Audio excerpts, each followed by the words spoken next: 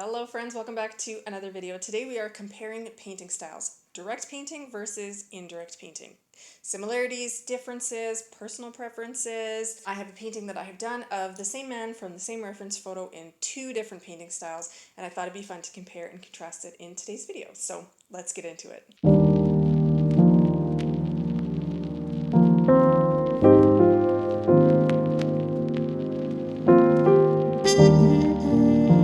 So this is Gary. Everybody say hi to Gary in the comments below. Hi Gary. Gary is a little bit infamous in the Evolve program. The students have an opportunity to paint him if they so choose. So he's been painted hundreds of times at this point. He's probably the most painted man in modern day America.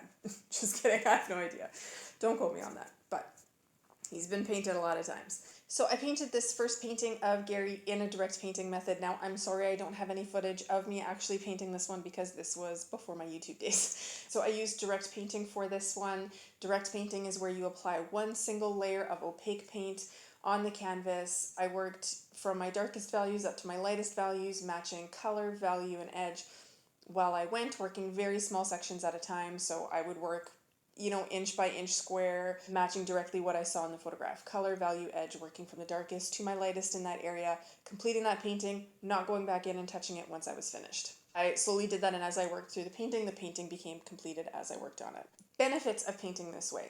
You can get really crisp, sharp edges. You can work in really great fine detail. Like I loved getting into like the nitty-gritty detail of just random things. I have a couple of other paintings that I've done in this style, which I'll pop up on the screen here so you can kind of see what I'm talking about. But you can get into some of these really fantastic details of slight subtle color shifts and just really variations of color and edge and all the wonderful minutiae details. Blessing and a curse. I'd have to say I really enjoy getting into details like that because you can just really match it directly to the photograph, but then also you can get lost in it a little bit and become a little bit hyper-focused on it, and then you kind of lose yourself. So blessing and a curse. I really loved seeing the painting come to life, even just from that first start, right? As you're like painting maybe the first square of it or something like that, you can see that beautiful rich color and the tones just like vibrant right from the start. And you can see your painting, part of it's finished. So you have that satisfaction of seeing, after one painting session, seeing your painting, at least a small section of it, completely finished. So that's kind of satisfying for sure. Some of the fallbacks, in my opinion, to this direct painting style is that, first of all, it takes a lot of time. So this first painting of Gary probably took me 40 plus hours. 40 plus hours. And that's not including like all the time I spent, well, maybe that is including some of the time I spent color mixing and color matching and really hyper focusing on that because I wanted to get this to, this was kind of one of the first full-scale portraits that I had really attempted, and so I really wanted to do it well because this is what I wanted to do with my art. So I really wanted to focus on this and make this the best that I possibly could. So I really hyper focused, spent my time, worked really hard on the details. So it takes a lot of time. Now I was still learning this technique at the time, so from what I've been told, you get faster as you work at it. I'm sure I would find shortcuts. The more if I were to use this style, I would probably find quicker ways of doing things, but time for me is the biggest fallback of this painting style. Another fallback, in my opinion, is that if you get a little bit off track with color, it's kind of hard to correct it. So when I was kind of painting halfway through his face here, I kind of noticed that he was actually purple, and I didn't know how to quite color correct it, because if I go back in and I try to fix details on what I've already painted, then I'm going to lose some of the subtle details that I've added in there. I'm going to lose some of those subtle edges, some of that subtle color, and so I didn't quite know how to fix it. So I just kind of had to go with it, kind of had to roll with it, and I did feel like he turned out a little bit purple, and I was a little bit, this one, I'm kind of a little bit embarrassed to show you guys, I'm not even going to lie. If you're painting in this style directly, without any other mixing or matching with other styles, then you get off track with color, it's a little bit hard to correct it. So that's another downfall in my mind. One of the positives that I mentioned was crisp, sharp edges, which is fantastic, and I love to be able to, I love razor sharp edges. I do, I love them. But at the same time, on those outer edges around his head, where his head meets the background, that starts to look a little bit more like a cutout, right? He doesn't marry well with the background, so then he starts to look a little bit like a cardboard cutout. And that's kind of a drawback of this style, in my opinion. So my portrait of Gary here was done in the indirect painting method. So indirect painting method is painting in layers. Oftentimes it involves glazing, a glazing layer, which is where you glaze color on top of the final portrait.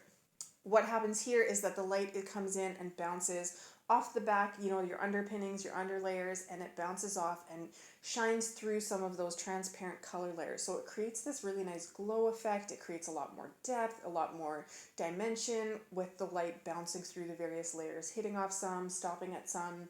It creates a lot more dimension in your painting. So the second portrait of Gary that I did was in this indirect painting method where I did I actually kind of did 4 passes. First pass, you know, working at just getting those really soft edges, some of those really nice form shadows along his nose, along his face, creating that shape of him. So you can kind of see that starting to form up here. Values are very close together, not much contrast, very colorful, just kind of getting in those basic shapes, basic form shadows, gradients, all that good stuff.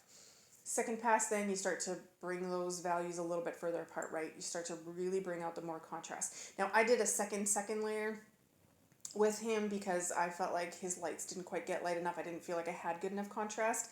And so I ended up doing a second pass where I basically just went in with the same paint, just stepped those values out a little bit further apart from each other, and then added a little bit more into some of those brighter areas of the light, some of those darker areas of the shadows, just to create even more dimension.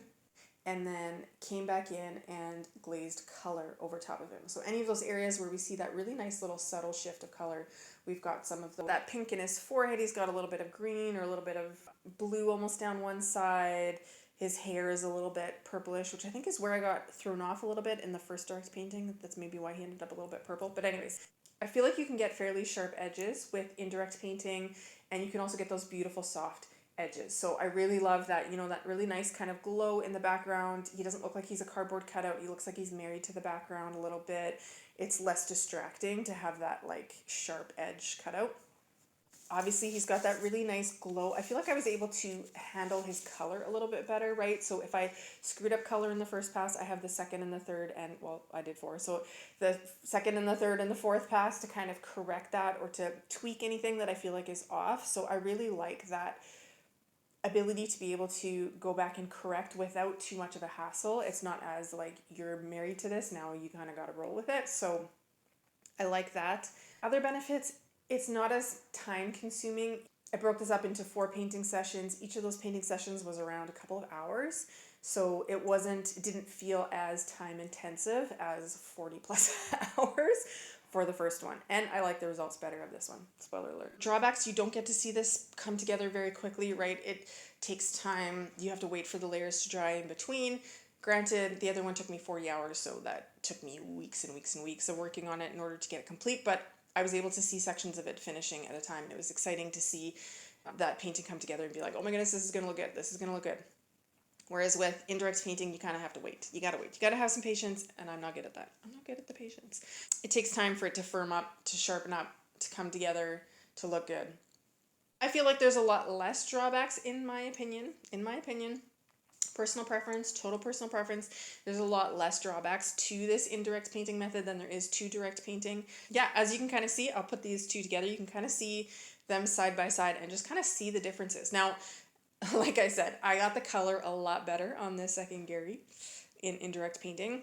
Definitely was able to color match a lot better. Was able to take my time with it, look back, come back, see it.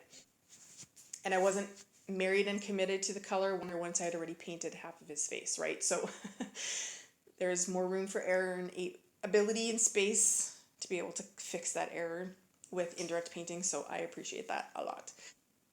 I do feel like he's got a little bit more of a nicer glow, a little bit more of, you know, that soft kind of fuzzy look. I do like the really sharp, crisp, clean, direct painting. I really do. But, you know, it's not appropriate for all areas. There's strengths and weaknesses, right? So I think a real good marrying of these two techniques is kind of what I'm mulling around, right? Where I'm trying to figure out, where do I want to do direct painting? Where do I want to have this really nice soft edges, this beautiful feel? Right? I really like that, you know, skin is mostly soft. Doesn't have a lot of harsh edges because it's kind of pulled over all of our form and all the rest of that, right?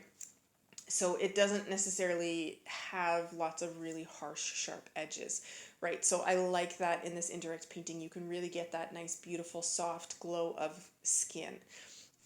So yeah, trying to figure out where I can maybe use that direct painting, where I can use that indirect painting, but excited that I have the tools to be able to do them, right? I have the tools to be able to decide where I want to use it and when.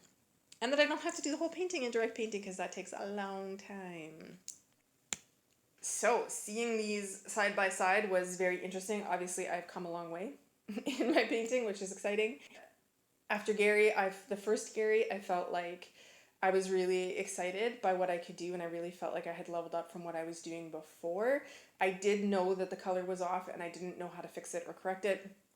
So that was frustrating, but I was really excited with how it looked. Whereas now when I compare my Gary in indirect painting, it's kind of like, wow, okay, I've grown a lot again. And I really like this method. I really like the way it looks. I like the subtleness, the softness to it.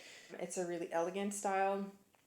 So it's kind of neat to be able to go back and see, especially the same face, same reference photo in two different styles. It's kind of fun. So let me know in the comments below which one you like better. Do you like the direct painting method or do you like indirect? Have you painted in these different styles? Which one do you prefer?